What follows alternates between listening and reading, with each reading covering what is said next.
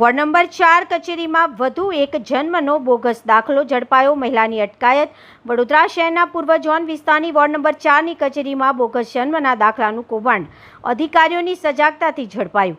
સાજીપુરા વિસ્તારની મહિલાના પતિએ પોતાની બાળકીનો જન્મનું સર્ટિફિકેટ ₹500માં બનાવ્યું હોવાની ચોંકાવનારી વિગત બહાર આવતા ખળભળાટ મચી ગયો.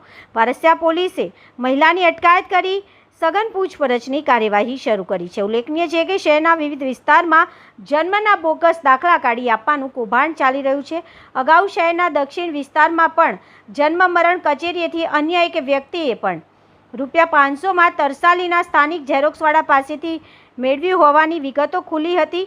ત્યારબાદ શહેરના પૂર્વ ઝોન વિસ્તારની વોર્ડ નંબર 4ની કચેરીમાં પણ સયાજીપુરા વિસ્તારમાં રહેતી એક મહિલા બાળકીને લઈને તેનું આધાર કાર્ડ કઢાવવા આવી હતી.